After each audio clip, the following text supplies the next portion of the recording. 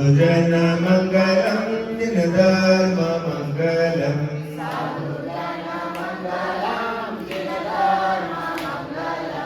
हरिहंत उत्तमा सिद्ध प्रभु उत्तमा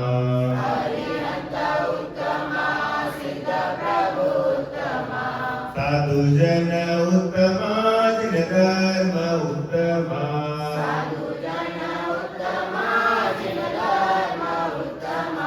हरिहंत शरणा सिद्ध प्रभु शरणा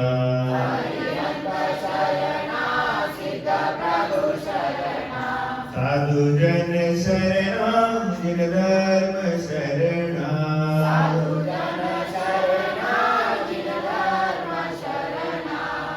आपने आपको आप में भर लिया आपने आपको आपने भर लिया चेतना को स्वयं में प्रखर कर लिया चेतना को स्वयं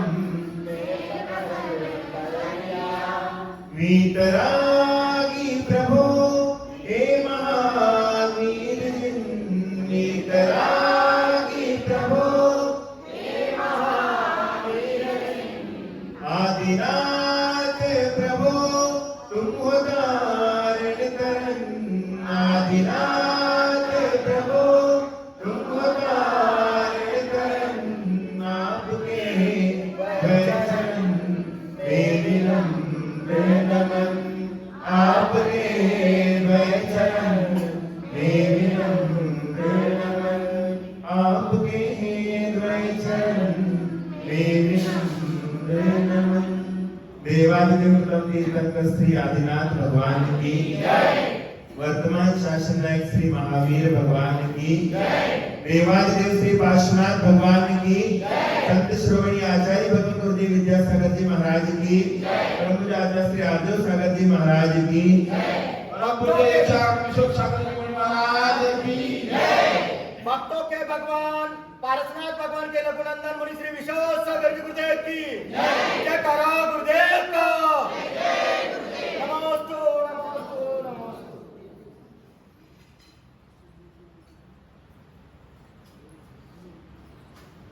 देख सामने चले अरे दिख रहे अवधूत देख सामने चले अरे दिख रहे अवधूत पीछे मुड़कर देखता उसको दिखता भूत पीछे मुड़कर देखता उसको दिखता भूत पानी भरते देव है वैभव जिनका दास पानी भरते देव है वैभव जिनका दास मृग मृगेंद्र मिल बैठते देख दया का वास मृग मृगेंद्र मिल बैठते देख दया का वास आज यहाँ पर क्या हो रहा है तो साक्षात स्वर्ग के इंद्र जो है ना वो पानी भर रहे हैं पानी भर रहे हैं वो व्यवस्था कर रहे हैं सब तरीके की व्यवस्थाओं को लेकर के क्या कर रहे हैं आनंद विभोर होकर के नृत्य गान कर रहे हैं। यहाँ पर सबसे महत्वपूर्ण बात है कि ये किसके लिए कोई किसी के घर में पानी भर सकता है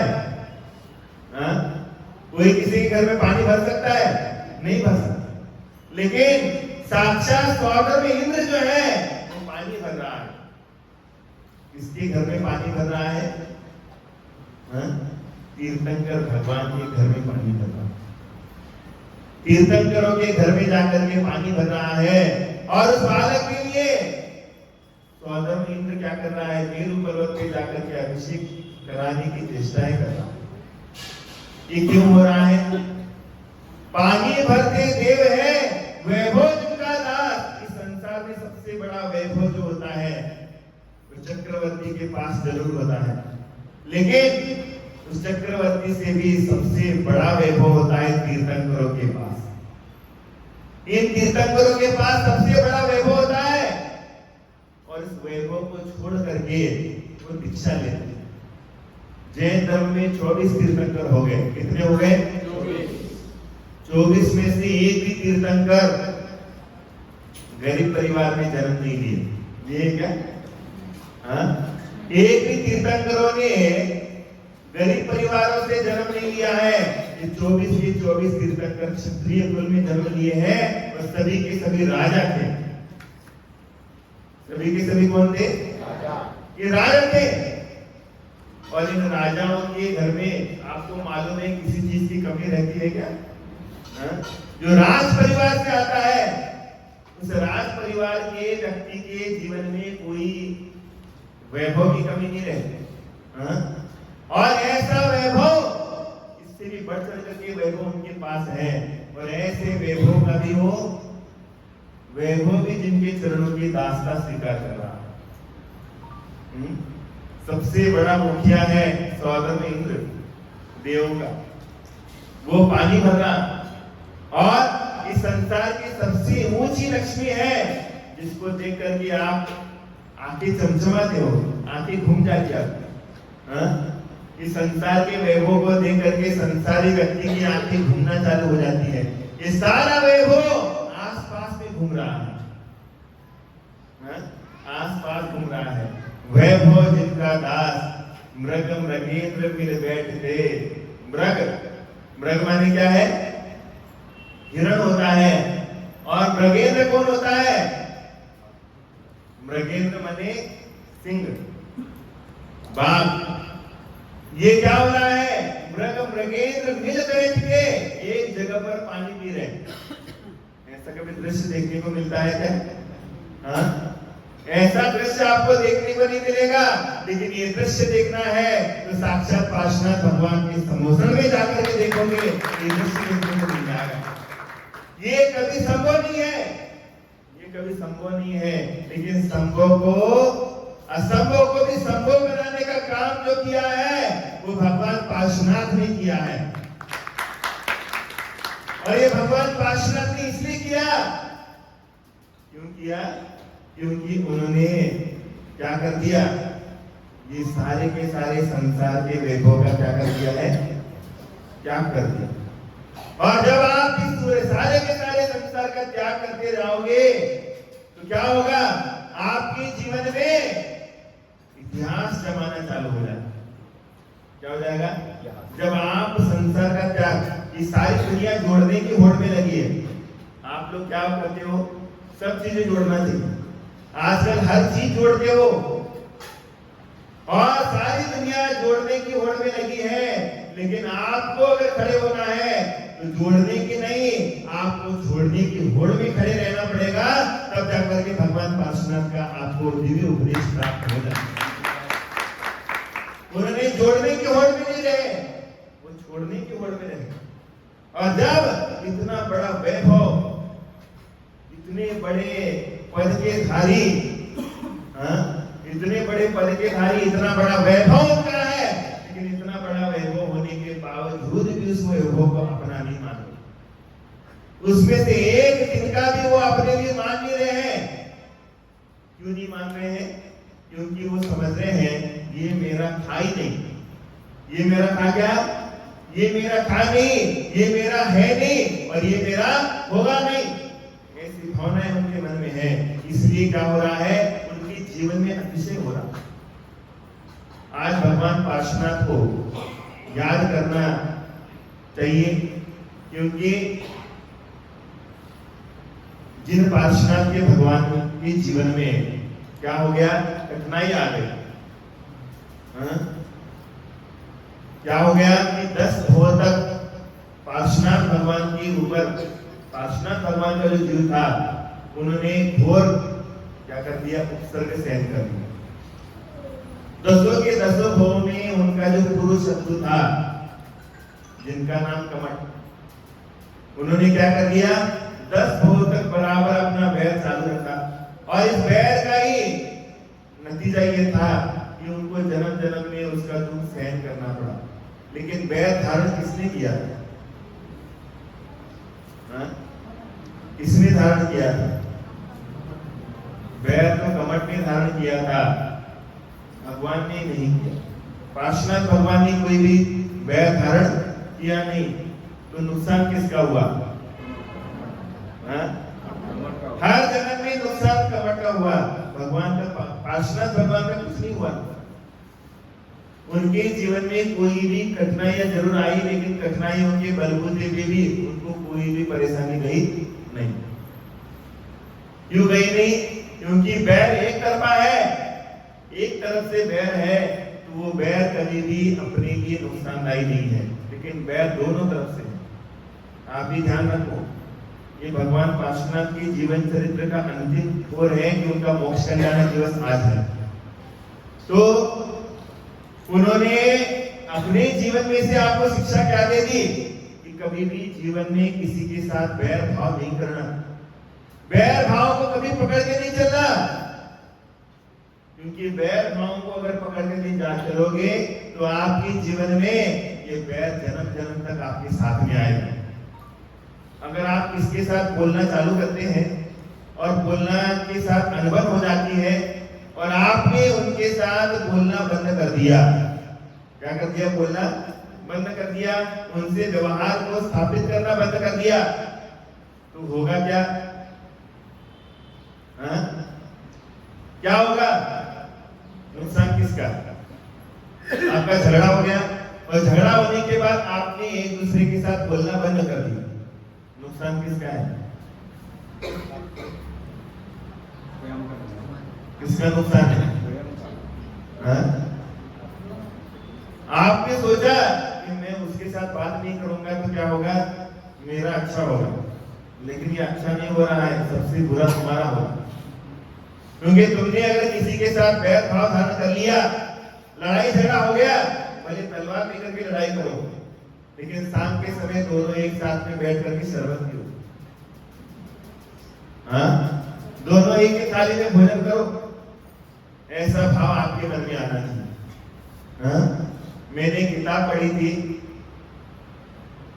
उसमें एक प्रसंग आया था कि पहले के लोग कैसे जीवन जीते थे। कि दो सगे भाई हैं, इन सगे भाइयों ने क्या है कि मुकदमा ठोका था कोर्ट में, और कोर्ट में मुकदमा ठोका तो दोनों भी तारीख के लिए जाते थे, और तारीख के लिए जाते थे, दोनों भी बैलगाड़ी से जाते थे। दोनों भी बैलगाड़ी से जाते थे, और जब गवाही देने का मौका आता था तो दोनों भी एक दूसरे के खिलाफ गवाही देते थे। दोनों भी एक दूसरे के खिलाफ गवाही देते थे। और जब उनका भोजन, ये जो वकील थे, ये कैलाश काजू का एक किताब पढ़ा था, अविस्मरणीय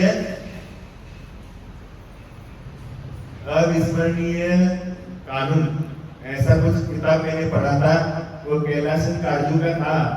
उन्होंने अविस्मरणीय मुकदमे ऐसा आया था, तो उसमें उन्होंने लिखा कि एक व्यक्ति जो है, दो भाई थे, दोनों के दोनों भाई क्या करते थे? दोनों के एक दूसरे की लड़ाई झगड़े थे, तो वो उन्होंने कोर्ट में गए, कोर्ट में एक दूसरे के खिलाफ गवाही देते थे। जाते समय दोनों में एक ही गाड़ी से जाते थे, बैलगाड़ी से, और जब कानून में जज के सामने पेश होते थे तो दोनों एक दूसरे के खिलाफ गवाही देते थे, और जैसी तारीख खत्म होती थी, शाम जब वो लौट के आते थे, दोनों भी एक ही थाली में भोजन किया करते थे। दोनों भी भाई क्या करे? एक ही थाली में बैठ के भोजन कर रहे। तो जब वो वकील जिसके खिलाफ ये लोग, या एक तरफ से एक कोर्ट वाला वकील खड़ा था, एक तरफ से, वो दोनों देख रहे हैं कि सही में लड़ाई झगड़ा है किसमें? लड़ाई झगड़ा किसमें है? ये दोनों भाई एक ही गाड़ी में आ रहे, और यहाँ पर गवाही दोनों के एक दूसरे के खिलाफ दे रहे हैं। तो लेकिन क्या हो रहा है? भोजन करते समय दोनों भी कैसे कर रहे हैं?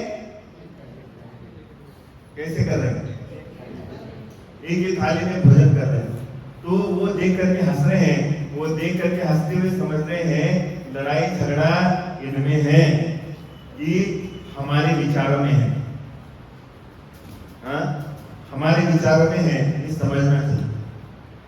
आप लड़ाई करो, क्योंकि लड़ाई करना आपकी अज्ञानता का परिचय है, और आप लोग क्या बुद्धिमान तो है नहीं। लेकिन आपकी लड़ाई भी हो गई, तो लड़ाई होने के के बाद जिसके साथ आपकी लड़ाई हो गई, शाम के समय उसी के साथ बैठ करके भोजन कर लेना, तो तुम्हारा जीवन धन्य हो जाएगा। शाम के समय उसी के साथ बैठ के क्या कर लो, भोजन कर लो, उसी के साथ बातचीत करो। क्योंकि अगर आपने बातचीत करने का मौका छोड़ दिया, कभी भी बातचीत करना किसी के साथ बंद नहीं करो, चाहे अपना दुश्मन भी क्यों ना हो। हाँ? मैं भी आपके लिए बोलता हूं, लेकिन मैं बोलना बंद करता हूं। हाँ? मैं कर ही नहीं सकता, क्योंकि मैं जानता हूं। और तुम लोग जो है ना, आपको ये समझना चाहिए कि जब किसी से मनमुटाव होता है, कभी बोलना बंद नहीं करना चाहिए। क्योंकि अगर आपने बोलना बंद कर दिया तो आपकी सुलह के सारे रास्ते बंद हो जाएंगे। हाँ? जिसमें से आपके सुलझने का जो रास्ता है सारा बंद हो जाएगा। इसलिए कभी भी क्या नहीं करना चाहिए, अपने बोलने का दरवाजा बंद नहीं करना, बोलते रहना। और जब बोलते रहोगे तो सामने वाले का बैर भाव क्या हो जाएगा, क्षण में नष्ट हो जाएगा, और तभी आपके जीवन में मेरी भावना प्रकट हो जाएगी। हाँ? मेरी भावना तभी आपके जीवन में प्रकट हो जाएगी। इसलिए आपको आज के प्रसंग से ये समझना चाहिए, कभी भी किसी के साथ बैर भाव धारण करना नहीं। और अगर आपके साथ किसी का बैर हो गया तो बैर होने के बाद क्या नहीं करना है, उसके बैर को आगे नहीं बढ़ने देना, उसी बैर को वहीं पर विराम देना चाहिए, उसको अल्प विराम देना चाहिए, उसको पूर्णता विराम दे करके उसको तहस नहस करने की जिम्मेदारी आपको होना चाहिए। तभी आपके जीवन में सब कुछ हो सकता है, सब कुछ चीजें प्राप्त हो सकती है, और आपका जीवन धन्य हो सकता है। तो ये हो गया बैर। और दूसरी चीज होती है, दूसरी चीज है लक्ष्मी। बैर क्यों होता है? क्योंकि आप लोग लक्ष्मी के कारण लड़ाई झगड़ा करते हैं। तो एक बार ऐसा हुआ कि एक सेठ जी थे, उन सेठ जी के लिए लक्ष्मी सपने में आ गई। क्या हो गया कि उसके सपने में लक्ष्मी आ गई, और लक्ष्मी सपने में आने के बाद वो सेठ जी को कह रही है, सेठ जी आप तुम्हारे घर में मैंने बहुत दिनों तक यहाँ पर विश्राम किया है, अब मैं तुम्हारे घर से अलविदा होना चाहती हूँ, मैं तुम्हारे घर में ज्यादा देर तक रुकूंगी नहीं। तो क्या है? सेठ जी कहते क्यों, आपको कोई कष्ट है हमारे घर में? तो कहने लगी मेरा नाम ही चंचला है। नाम क्या है? मैं एक जगह पर रुकती क्या है? नहीं रहती, एक जगह पर रुकती नहीं।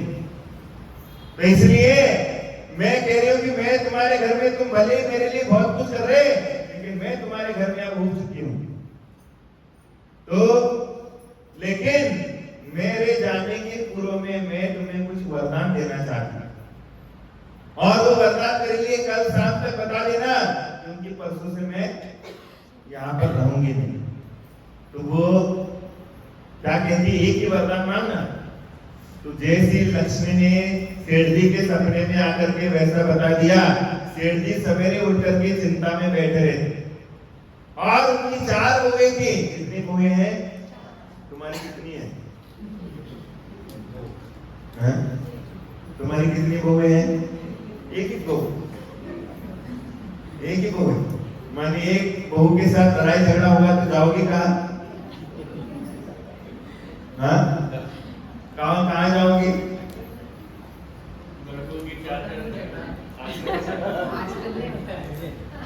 सब होता है।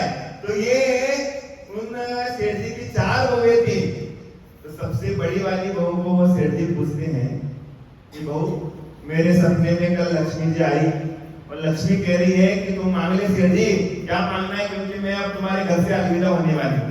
तो जैसे अलविदा होने का समय तो बहू करती हुई अलविदा, लक्ष्मी मेरे घर से लक्ष्मी अलविदा कह रही है। ऐसा नहीं, वो कह रही है कि जाने के पहले मैं कुछ ना कुछ तो दे के जाऊंगी। तो कह रही क्या, मैं लक्ष्मी से क्या मांगू बताओ? तो वो कहती है, वो कहती है पिताजी आप लक्ष्मी से कुछ मांगना चाहते हैं तो बहुत बड़ी कोठी मंगवा लो। क्या है? बहुत बड़ी कोठी मांग क्योंकि बहुत बड़ा घर होगा तो आराम से क्या हो जाएगा, अपना जीवन यापन हो जाएगा।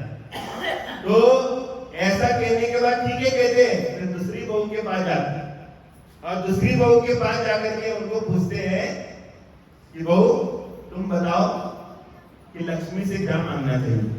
तो वो कहती है कि पहली वाली बहू ने क्या मांगा।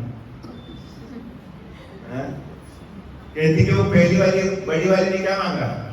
तो वो कहते हैं कि उसने तो कोठी मांगी। तो कहने लगे वो पागल है। कहने लगे कि कोठी से अच्छी बात है कि उससे कहो कि हमारी फैक्ट्री है, वो फैक्ट्री हमेशा चलती जाए, बहुत अच्छे से चलती जाए। क्योंकि फैक्ट्री चलेगी तो कोठी रहेगी अपना। इसलिए कह रही है कि तुम्हें मांगना है तो लक्ष्मी से मांगो कि हमारी फैक्ट्री 12 महीना बहुत अच्छे से चली रहे। तो कहने लगे ठीक है। तो ये मांगने के बाद अब किसका नंबर आता है, तीसरी बहू का नंबर आता है। तो तीसरी बहू के पास सेठ जी जाते हैं। तो तीसरी बहू के पास जाने के बाद उसको भी कहते हैं कि बेटी बताओ तुम्हें क्या मांगना चाहिए। तो वो कहते हैं कि पहली वाली दो बहुओं ने क्या मांगा। तो वो कहते हैं एक ने कोठी मांगी, एक ने क्या मांगा, फैक्ट्री चलने का आशीर्वाद मांगा। तुम क्या चाहती हो। वो कहती है कि फैक्ट्री और कोठी से भी महत्वपूर्ण है गोल्ड। क्या कहती है, तुम लक्ष्मी से कुछ मांगना चाहते हो तो तुम सोना मांगो, सोना, क्योंकि सोने का भाव हमेशा क्या है।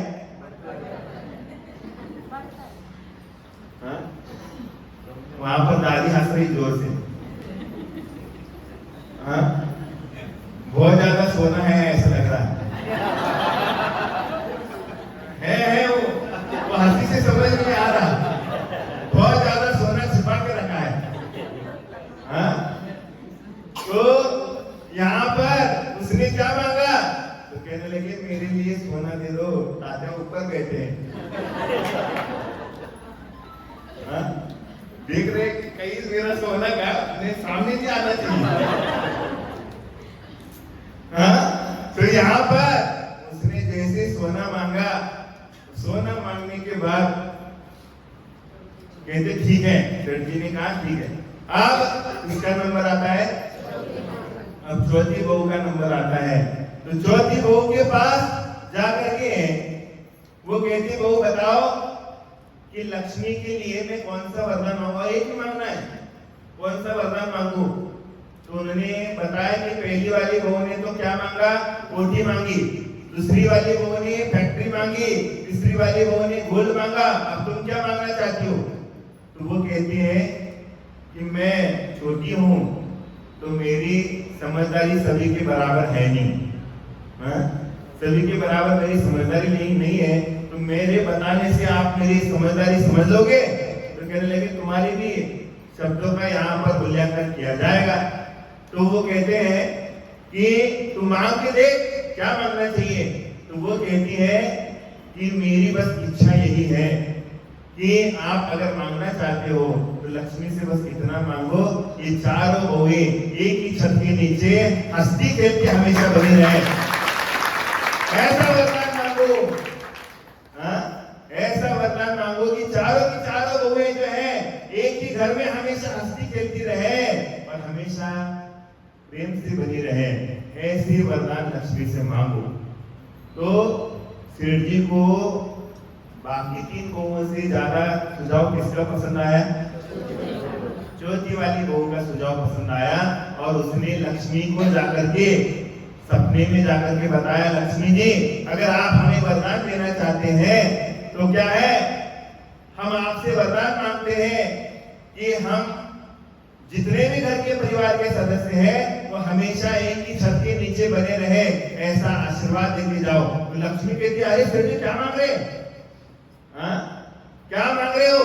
तो लक्ष्मी कहती है कि तुम ये वरदान मांग रहे हो। तो कहती है कि ऐसे हंसते खिलते खिलखिलाते हुए घर से कौन अलविदा होना चाहता है। इसलिए कहती है कि मैं तुम्हारे घर में मैं तुम्हारे घर में रहूंगी, क्योंकि मैं भी ऐसे हंसते खेलते परिवार को छोड़ना नहीं चाहता। तो ऐसा ही तुम लोगों का जीवन होना चाहिए। हमेशा धर्म का कार्य आए तो आगे आकर के आपको कार्य को बढ़ाना है। अपने परिवार में भी जब रहते हो तो हंसते खेलते आपको रहना चाहिए। एक दूसरे की कमियों को कभी भी आगे दिखाना नहीं चाहिए। उसको नजरअंदाज करते हुए जब आप आगे बढ़ते जाओगे तभी आपके लिए वैर भाव का नाश हो जाए, तभी आपके जीवन का कल्याण होगा। इसी भावना के साथ मैं पार्श्वनाथ भगवान की इस निर्वाण कल्याण के अवसर पे इतना ही बताना चाहूंगा कि बैर जो होता है वो साक्षात नरक का द्वार होता है। इसलिए बैर को छोड़ करके बुरा बनने का प्रयास करिए। बुरा माने बुरा शक्कर, बुरा शक्कर बनने का प्रयास करोगे तुम भी एक दिन पार्श्वनाथ भगवान की तरह मोक्ष में जाकर के स्थापित हो जाओगे और तुम्हारा भी कल्याण होगा। इसी भावना के साथ मैं अपनी वाणी को विराम देता हूँ। जय बोलो महावीर भगवान की जय।